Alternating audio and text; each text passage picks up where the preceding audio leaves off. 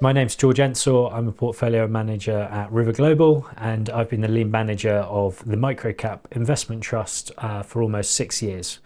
What are we trying to achieve in this investment trust, and how do we go about that? Well, we're trying to exploit the inefficiencies at the very bottom end of the UK market. So there are about 400 stocks, listed companies with a market cap of between 20 and 100 million. And we are trying to go in there and find those best ideas, own them in a high conviction portfolio, and deliver strong returns by investing in a part of the market which is really inaccessible to institutional capital. So, small cap portfolio managers will talk about the small cap premium, that 3 to 4% premium you get from investing in smaller companies.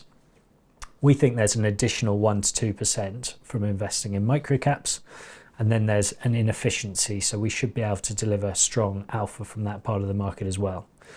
Amazingly, since we IPO'd this investment trust in December 2014, there is no small cap premium in the UK, so that 3 to 4% per annum that we expect to achieve from investing in smaller companies, that's all been given away given the underperformance of smaller companies over the last 2 years. Our long-term performance, so from December 2014 to September 2023, we've delivered about 80% total return. That's an annual rate of return of 7%. Our small cap benchmark has delivered about 3.5%, and the wider UK market has delivered 5%. So you can see there that the smaller companies have underperformed the large caps. It's really important that we do this in a closed-ended investment trust, and that's for 2 reasons. Firstly, we have a high conviction portfolio of illiquid companies, and we wouldn't be able to deal with that liquidity profile in an open-ended fund. The second point is that we've always said that we should run approximately 100 million in this strategy, and trying to run any more than that will make it very difficult.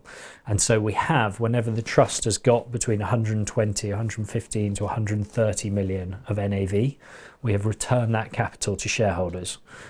So from a starting point in 2014 of 70 million, we've actually returned 77 million to shareholders. So we've returned all of the original capital to shareholders. And today we have an investment trust with approximately 60 million of assets. And in 2021, which was a great year for smaller companies, the end of a kind of 10-year bull market in smaller companies, we actually made the last 2 capital returns that we've made. So we returned £35 million to shareholders across the first half of 2021. So we think we've got the right structure, we've got the right approach, high conviction approach to investing in microcap companies. And we think we're at the start of a great cycle for microcaps again.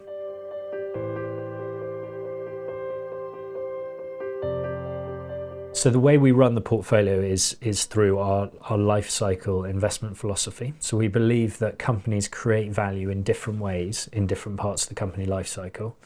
And we think it's important that we blend those different styles together. So you'll have heard of investment managers and portfolio managers being growth managers or quality managers or recovery and value managers. And we're essentially recognizing that those are all brilliant ways to make good returns in the stock market. And we want to build our portfolios up from a mixture of those different styles.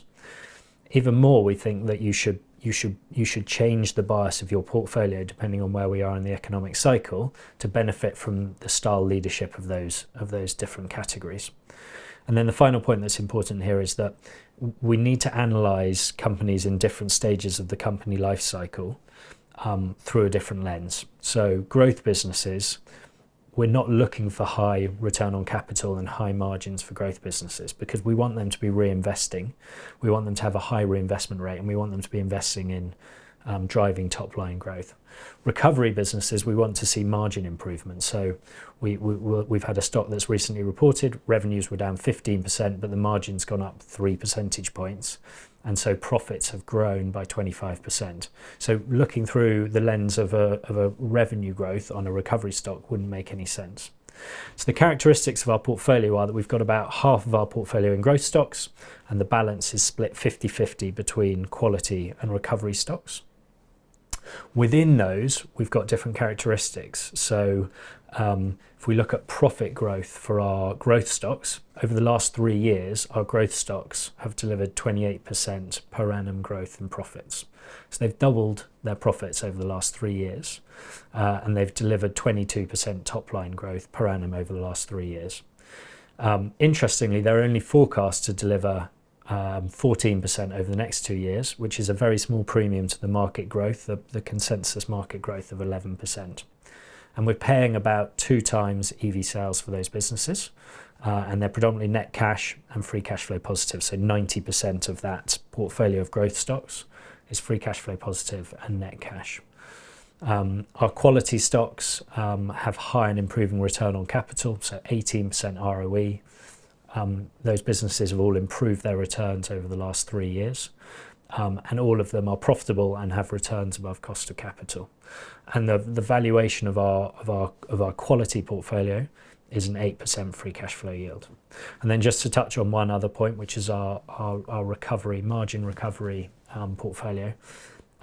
We think that the upside for margins there, those businesses, if you assume they revert back to their historic margin, those businesses are all on 5 times PE margin. So I don't know what the right multiple is, but it's certainly not 5 times. It's probably 10 or 12 times multiple. So we think there's significant upside if those margins absolutely do revert back to where they've historically been.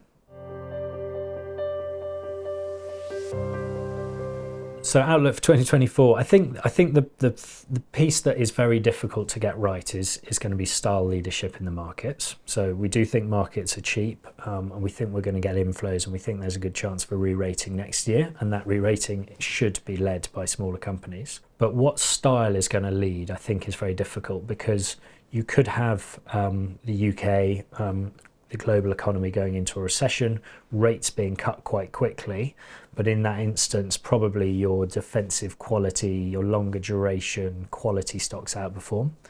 You could have no recession and a new cycle being driven by CapEx, the tax incentives to invest and replace labour with automation, could drive a kind of cyclical value-led style leadership. Or indeed, you could have inflation missing to the downside, going back to where it was ahead of COVID, non-consensual, but it could happen. And in that instance, you're going to have leadership going back to the long duration growth stocks within the UK market. So I think that's the hardest piece. We do think inflation is going to continue to come down. We do think you'll get rate cuts next year, probably not as many as the market is currently pricing in, but probably rate cuts. We do want to stay very balanced on those different outcomes and have that balance within the portfolio.